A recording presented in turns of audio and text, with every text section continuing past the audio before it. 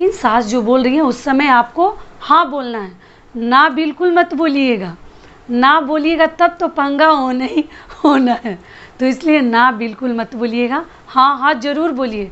नमस्कार दोस्तों, मैं हूँ ममता तिवारी और आप सभी का स्वागत करती हूँ मेरे चैनल ममता वेज में। कैसे हैं आप सब? तो ये बताने के लिए कमेंट बॉक्स में जय माता दी अवश्य लिखिए। तो चलिए आज हम इस वीडियो में जानेंगे कि सास के नज़र में, सास के सामने हम एक अच्छी बहू कैसे बने, क्या करें कि सास हमें पसंद करे और हम कैसे अपने को एडजस्ट करें, कौन से ऐसा उपाय करें, क्या करें। क्योंकि सास बहू का जो रिश्ता है वो माँ बेटी का भी हो, लेकिन ऐसा उसको नाम रख दिया गया है कि सब अच्छा भी चलेगा, फिर भी मन में लोगों को रहता है कि सास बहू, ये सुन के कभी कोई पॉजिटिव सोच ही नहीं सकता। सास बहू का ऐसा नोक झोंक वाला रिश्ता है कि लोग इसे सुन के दहशत में आ जाते हैं कि अरे सास है, अरे बहू है, इस तरीके से। लेकिन इतना घबराने वाली कोई बात नहीं है। सास के साथ रहने के लिए हमें कौन से 5 नियम जो मैं आपको शेयर कर देती हूँ आपके साथ कि हम करेंगे तो सास के नज़र में बहुत अच्छे नहीं तो बहुत बुरे भी हम नहीं बन सकते, उनके साथ हम एडजस्ट कर जाएंगे। तो आप थोड़े अपने जीवन में करके देखिएगा, कहीं आपको इससे फ़ायदा लाभ अवश्य मिल जाए। तो वो 5 टिप्स नियम क्या है, तो उसी के ऊपर आज का हमारा वीडियो है। तो दोस्तों, आपको अगर मेरा वीडियो पसंद आता है तो प्लीज़ आप मेरे चैनल को सब्सक्राइब कर दीजिएगा, बेल आइकन को प्रेस कर दीजिएगा, जिससे मेरे वीडियोज़ के नए नोटिफिकेशन आप तक सबसे पहले पहुँचे। और पसंद आए तो किसी के हित के लिए शेयर भी कर सकते हैं, इससे भी और भी बहुओं को लाभ मिल जाए।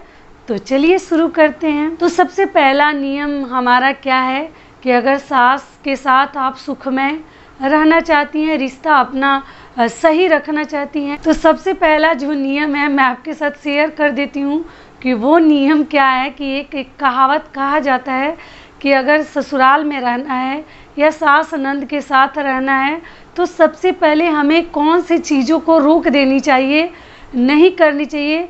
तो वो कहावत है कि आँख को गहरा कर लीजिए और कान को बहरा। कान बहरा और आँख गहरा अगर कर लीजिएगा तो ससुराल में तब आप अच्छे से एडजस्ट हो जाइएगा, कहीं कोई प्रॉब्लम नहीं क्रिएट होगा। तो इसका मतलब क्या हुआ कि जो आँखों से आप गलत होते हुए देख भी रही हैं, जैसे आपको कोई चीज़ सास का किया हुआ आपको पसंद नहीं आ रहा है, फिर भी आप आँखों से देखकर ही बस चुप हो जाइए, देख के चुप हो जाइए। आपको उसमें कोई तर्क, कोई आर्ग्यूमेंट करने की कोई आवश्यकता नहीं है। तब तो आप बहुत खुशी से ससुराल में एडजस्ट कर लीजिएगा, बस जाइएगा।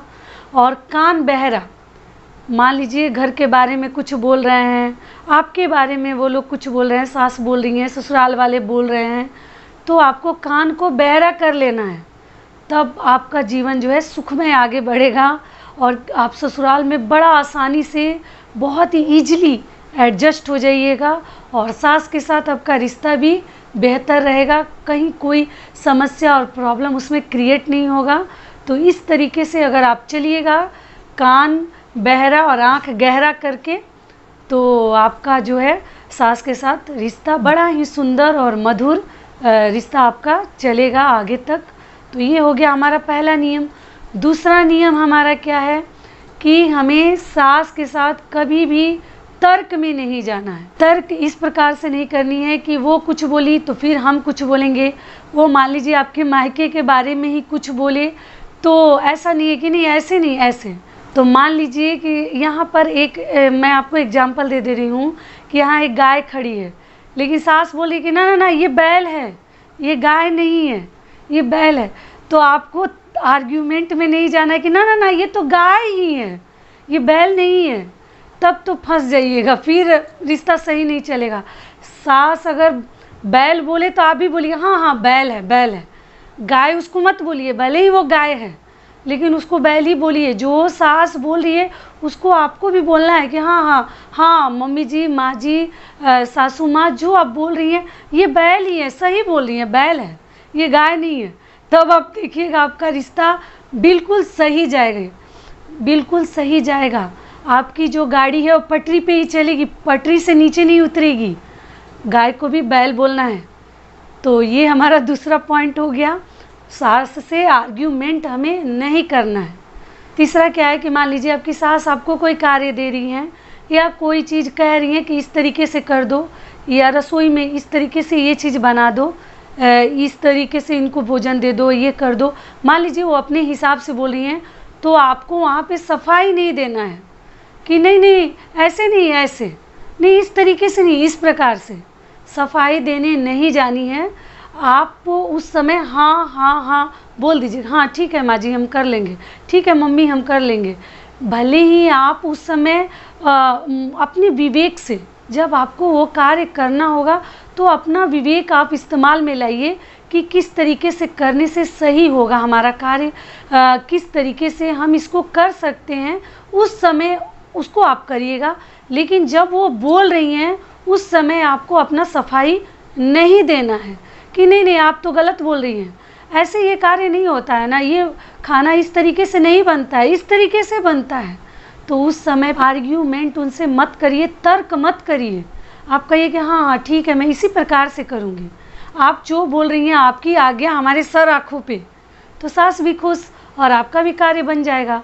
फिर जब करना होगा, जब वो कार्य आप करने जा रही हैं, उस समय आप डिसीजन लीजिए कि सास का जो आइडिया है वो सही है या इस तरीके से थोड़ा सा मैं भी अपने विवेक से इसमें मिला जुला के इस कार्य को मैं इस तरीके से कर ले रही हूँ तो और भी बेहतर होगा। तो ऐसे अपने कार्य को आप कर लीजिए। लेकिन सास जो बोल रही है उस समय आपको हाँ बोलना है, ना बिल्कुल मत बोलिएगा। ना बोलिएगा तब तो पंगा होना ही होना है। तो इसलिए ना बिल्कुल मत बोलिएगा, हाँ हाँ ज़रूर बोलिए। भले आप थोड़ा मत ही करिए लेकिन उस समय आपको हाँ ज़रूर बोल देना है। तो वही बहू सबसे लाडली और प्रिय रहेगी। और जो उस टाइम पे आर्ग्यूमेंट करने लगा, नहीं इस तरीके से नहीं बनाएंगे, इस तरीके से करेंगे, तब तो वो कभी जीवन में लाडली और अच्छी बहू नहीं बन सकती। तो ये हो गया हमारा जो है तीसरा नियम। और जो चौथा नियम क्या है कि कोई भी तीज त्यौहार पड़ता है तो थोड़े अपने सास को आप अच्छे से प्रणाम कर लीजिए, उनका आशीर्वाद ले लीजिए। उनके लिए कोई ज़रूरत वाली चीज़ें हैं, जैसे उनका मेडिसिन ही हो या उनके लिए कोई भी मेकअप का सामान ही हो या तेल हो, पाउडर हो, जो ही हो, सास के लिए अपने हस्बैंड से बोलकर, या साड़ी हो, थोड़ा आपको भी देते रहना चाहिए। ऐसा नहीं है कि सब अपने लिए ही खरीद लें। सास को भी जहाँ ज़रूरत पड़े साड़ियाँ वगैरह आप हर पूजा पाठ में देकर उनको नमस्ते करिए, ज़रूर करिए, क्योंकि वो हमारी सास हैं, हमसे बड़ी हैं, हमारी पूजनीय हैं। तो हमें ज़रूर इन छोटी छोटी बातों का थोड़ा सा ध्यान रखना चाहिए। जो उनकी ज़रूरत वाली चीज़ें हैं आप ज़रूर मंगा कर उनको थोड़ा सा दे दीजिए, उनका केयर करिए। फिर जो पांचवा हमारा लास्ट नियम है कि कभी भी अपनी सास को आप थोड़ा सा रेडी कर दीजिए, अपना साड़ी कपड़ा उनको दे दीजिए। मान लीजिए किसी के घर वो जा रही हैं, किसी ओकेजन पर, शादी विवाह में या पूजा पाठ हो रहा है, तो थोड़ा अपना भी कपड़ा वगैरह, साड़ी वगैरह उनको पहना दीजिए, तैयार कर दीजिए, मेकअप कर दीजिए, चूड़ियाँ वगैरह दे दीजिए, सिंदूर बिंदी लगा दीजिए अगर लगाने वाली सास हैं तो इस तरीके पैर कलर कर दीजिए। यही सब तो वो ढूंढती हैं बहुओं से। और एक अच्छी बहू बनने के लिए भी थोड़ा सा ये छोटे मोटे चीज़ों का हमें ध्यान ज़रूर देना चाहिए। समय से उनको चाय वगैरह दे दीजिए, अगर बीमार हैं तो मेडिसिन वगैरह का भी आपको ध्यान रखना चाहिए। तो इस तरीके से अगर आप करिएगा तो आपकी सास आपके ऊपर बहुत प्रसन्न रहेगी। ये बहुत बड़ा चीज़ नहीं है, बहुत छोटी छोटी चीज़ें हैं। तो इस तरीके से थोड़ा सास को भी लगेगा कि चलो देखो बहू हमारा कितना केयर करती है। अगर मान लीजिए किसी रिश्तेदारी में जा रही हैं, शादी वगैरह है, तो उनके पास भले ही साड़ियाँ हैं, उनके मेकअप के सामान है, लेकिन आपका भी फ़र्ज बनता है कि थोड़ा सा उनको दे दीजिए कि मम्मी, माँ जी ये चीज़ें आप ले जाइए, वहाँ पहनिएगा, इस तरीके से रेडी होइएगा। तो जो आपसे बनता है उनको ज़रूर दीजिए। तो एक अच्छी बहू बनने के लिए आपको ये 5 नियम ज़रूर करने चाहिए। लेकिन तर्क में मत जाइए। गाय को बैल ज़रूर बोलिएगा, मैं लास्ट में भी बता दे रही हूँ, लेकिन ये मत बोलिए कि ना ना ना ये गाय है, तब तो पंगा हो जाएगा। तो इस तरीके से आप करके रहिए। सास बहू के रिश्ते को लेकर ज़्यादा टेंशन में मत रहिए कि अरे भाई हमारी शादी होने वाली है। लड़कियों के लिए भी बता दे रही हूँ कि हम कैसे रहेंगे, किस तरीके से सास के साथ डील करेंगे, ये सब टेंशन पहले से ही मन में लेकर मत जाइए, नहीं तो और भी सिचुएशन थोड़ा भयानक हो जाएगा और आप टेंशन फ्री नहीं रह सकती।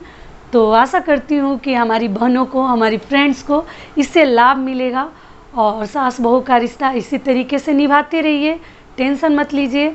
और यहीं तक का था हमारा वीडियो। फिर मिलती हूँ एक नए वीडियो में, तब तक के लिए नमस्कार। स्वस्थ रहिए, सुरक्षित रहिए और हमेशा स्माइल करते रहिए।